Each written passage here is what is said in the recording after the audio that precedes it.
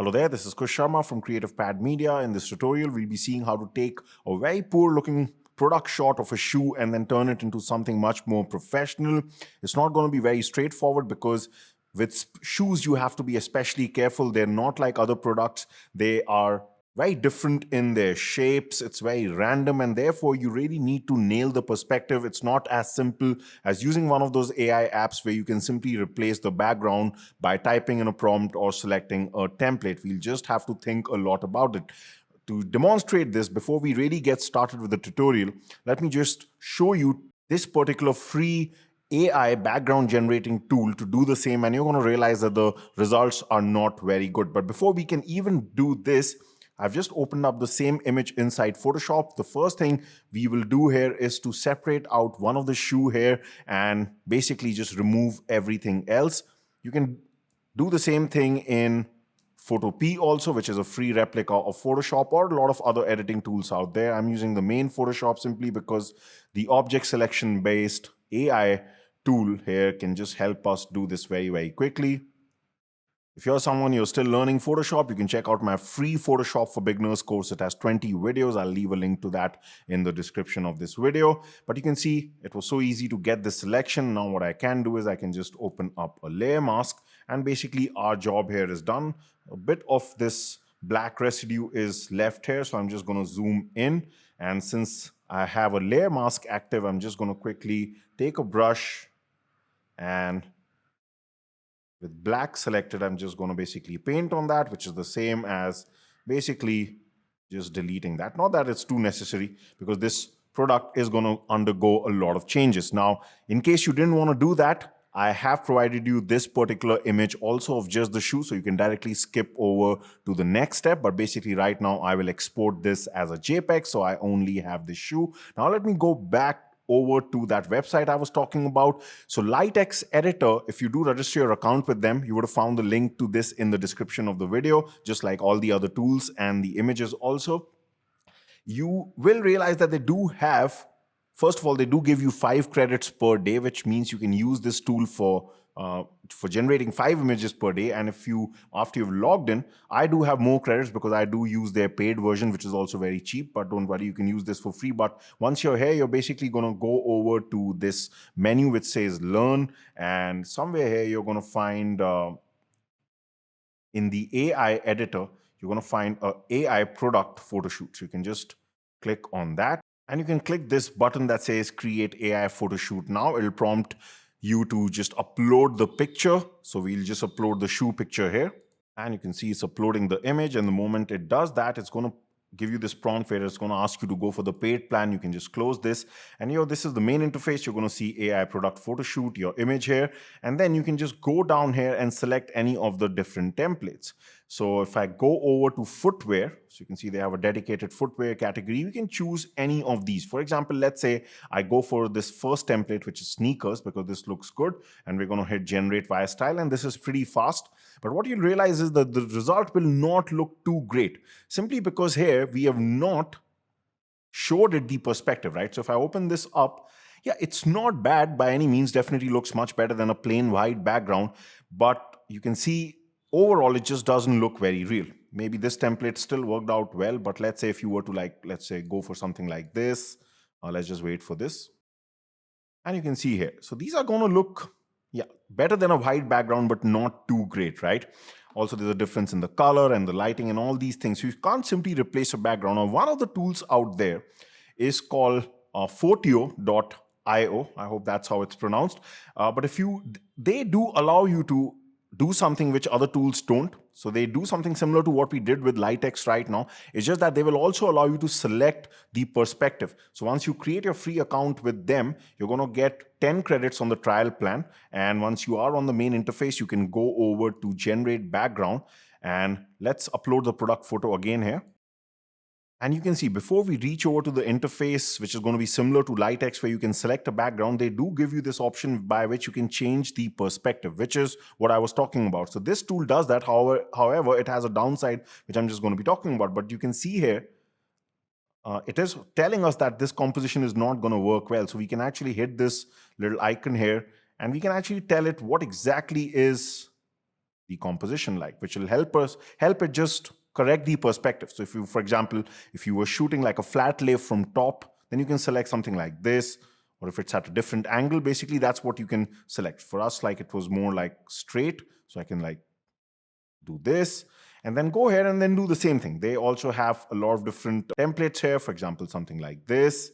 And then we can just hit generate and it's going to do the same thing. But the problem with this is it does a better job because it is more informed on the perspective side of things. However, the problem with this is that even if you do get a good looking image, you can see here that they're going to only allow you to download a photo without the watermark if you are on an upgraded plan, basically on a paid plan. So this is also not really going to work too well. For example, we've already got the result here. Let's just check it out. You can see, yes, the perspective this time is better, but once we do hit download, this is going to be full of watermarks. So then what exactly is the way out? Well, the way out is we can't really use any of these AI tools which give you these ready-made templates and backgrounds. We have to create our own background. So we're going to start everything from scratch. And how this process will start is that you will first have to determine what type of a shot you want to create. You can go over to Google, search for something like jogger shoe product photography. Try to find out an image that really catches your eye. So for example, I really liked a lot of images where, let's say, a shoe was floating over a cube and I wanted to create something similar, but I really want my own colors, my own type of cube and everything. Then what you can do is once you have a general idea after looking at those images and you like something, you can actually create, first of all, an AI image of whatever's in your head. And to do that, what you can do is you can go to Krea.ai. You'll find the link in the description. They use the Flux generator, which really produces very good looking images. So this is going to be our first step, because ultimately when we do generate an image which is close to what is inside our head, we can use that image to basically create a prompt which we'll ultimately be using in another software. So this is a slightly long process if you really want to nail the results which look good. So first of all, right now we are still at the stage where we're trying to generate that inspiration pic. Think of it like this, okay? So what I can do here is I can just type in whatever's in my head. For example, a jogger shoe floating on top of a white cube against a gray background. Something like this, okay? And you can just hit generate. On the free account, you get a lot of generations that you can use, because you will be able to see on the right your usage here. Up to 100% you can use this tool for free, which really is a lot of generations. So don't worry about this. And you can see that it immediately starts to give you something that was in your mind. So that's why I like the Flux generator a lot, because the images are of really, really good quality. So let's say I like something like this, okay? And when I was practicing, the image that I actually liked after around 2-3 generations that I got was right in front of you. And I've also given you this image in case you exactly want to follow what I'm doing. So once we've got our inspiration image, we have to make a prompt out of this. And this is where we move on to our next tool, which is going to be ChatGPT. And here we're going to do something very simple to get the prompt, which is using this upload icon. We're basically going to upload our inspiration image as well as the original image of the product. And then we're just going to type in prompt to generate the first image, but with the details of the shoe in the second image. So then it's basically going to give you a combination of both. And when I did this, I basically got this particular prompt, which I've also given in the description. So you will be able to find this in case you just want to continue working on this very image. So once you've got this, you're basically going to copy this. And this is the time we're going to be using this prompt in our final product creation app, which I've shown a lot of times in my videos, which is Mokker.ai. So once you go to Mokker.ai, the link is in the description. You create an account, you get 20 photo credits, which means you can use it for 20 times for free. And this, in my opinion, is one of the best product AI shoot generating apps out there. They give you very realistic results. And the best part is what I'm about to show you right now can pretty much only be done with Mokker AI and not with other product AI apps, which is that once I do upload my product shot here, first of all, the moment you upload that, it's going to show you some templates. Like you can see, it's suggesting you some shoe related templates also, but you can just skip it because we've done all the hard work not to get a template, but to create something from our own prompt, okay? So that we don't face those issues which we were facing with the other apps. Now, what sets Mokker apart from the other apps is that you do get this rough board here by which you can change a lot of things. For instance, we want to create something similar to our inspiration image, and remember the shoe is floating like in this direction. So here, before I generate the image, I can actually just click on it, move it around like this. So in that case, it was on the other direction, so I can hit these three dots and I can say, first of all, flip horizontal, and then I can place it like this, like how it was floating in the original image, and something like this, okay? And even change the size. And this is where I can just paste inside the prompt here whatever we got from ChatGPT. So let's paste that. So we've got this entire prompt here. And the good part now is that it's intelligent enough to understand that, yes, it doesn't have to generate another shoe. The shoe is already here. So it kind of discards that from the prompt, and it only generates the remaining background that was there in the prompt. The other apps, there's no way to do this. And before I hit generate, just a couple of things. If you're using Mokker for the first time, make sure under studio options, you select 1 so that when you do hit generate, only one image comes and you don't go to 16 here, you'll go to 19, just consume 1 credit. And secondly, they have 2 models of AI generation. One is Iris, one is baseline. Iris is a new one. So when you click on this little icon with the down arrow, make sure you select Iris. This gives you more realistic looking images. And finally, when you're done, you're going to just hit generate. You really don't need to do anything else. If you are really interested in learning how Mokker works, because it's an amazing app, one of the best in my opinion for product photos, I've got a separate video for it where I show you all the basics right from scratch. That link is hovering on the top. You can check it out later. I'll leave a link to that in the description of the video also. When you do hit generate photos, you might feel like nothing is happening. That's because it, for some reason, doesn't show you the rendering process, which is actually going on here. So you can just refresh this and you can see that it's going to basically show you this, which is looking absolutely amazing. Even from the thumbnail, you can make this out, right? And now if I just open this up after a little bit of time, it will be done. And you can see that this looks absolutely amazing. So can you see that in the prompt, we actually had mentioned that there's a shoe. It didn't generate another shoe. It just realized that, yes, whatever's there in the board fulfills this criteria and it just did the rest. I just find that absolutely amazing. Okay, and the best part with Mokker, another best part is that once you do download this image, doesn't matter if you are on the free plan, there is no watermark and is the highest quality image. So we are now going to hit download image because we are still not done, because right now the shoe can be improved further. And this is where we are going to go to another AI generator, which is Stable Diffusion. And we're going to do this through Focus AI. We're going to improve its details. If you haven't set up Focus, don't worry about it. I will leave a link to the setup video in the description. It takes less than 90 seconds. It's completely free. And once you have set it up, you're going to see this interface in front of you. What you can do is you can hit input image. And this is where we will, first of all, upload this image that we downloaded from Mokker. So let's do that. So don't upload it in the upscale or variation one right now. You're basically going to go to the in paint or out paint tab, and then let's upload it here. And now what we basically want to do is we just are going to use the in-painting feature, which means we're just going to mask out the shoe, and we're just going to tell Focus to improve the details, add more depth to the shoe so that it just stands out more and the quality of this slightly improves. Because right now, if I was to zoom in, and you can zoom in by holding down the shift key and moving your mouse wheel in and out, you can see, right? Because in the original shoe, in the original shot, the shoe was a bit slightly dirty and not looking too great. Even the resolution and the sharpness wasn't that great. So what we can do is we get a brush here. You can change the size of the brush by holding down Control or Command, and then using your mouse wheel. And we're basically just in a rough way, just cover the entire shoe. We're going to take care of the things like the bad looking lace and all later on. So don't worry about it right now. We're just adding more details to it right now, which is very easy. Once you've done this, all you need to do is just go down here, and in the in-painting method, you can just select improve detail so that it doesn't change the shoe too much. Okay, so we really need to be very less aggressive here. And one more thing that you can do is before we hit generate and it improves the details, you can go over to the advanced tab. Make sure performance is set to quality so we get the best quality generation here. Images, 2 should be fine. 2 generations, one of them will definitely be good. Output format, you can select JPEG. But one more thing that you need to do is, even though we have already changed it to improve detail, that means it's not going to be very aggressive. So that means the original details of the shoe will not change.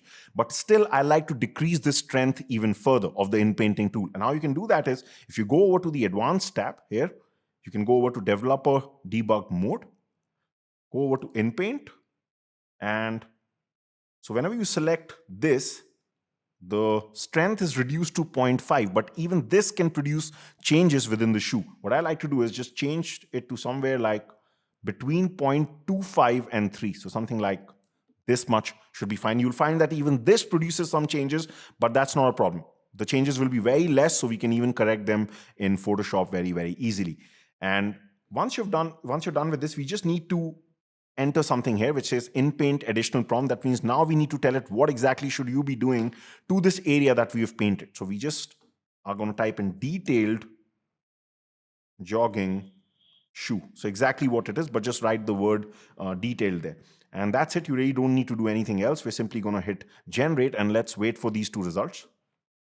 All right, so you can see that we've got our first image and this looks fine. So we really don't need to wait for the second generation. If I just open this up right now, you might think that there's no difference from the original.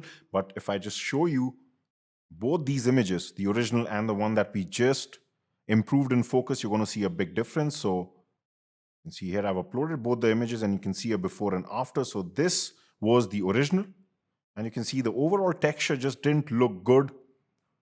There was too much of tonal variation, but then after masking it and putting it through that inpainting, you can see that it just looks much smoother. And even things like the texture here, the detail looks just much better. And overall, I think the shoe looks better quality and more sleek and smooth. Like even if you notice this part.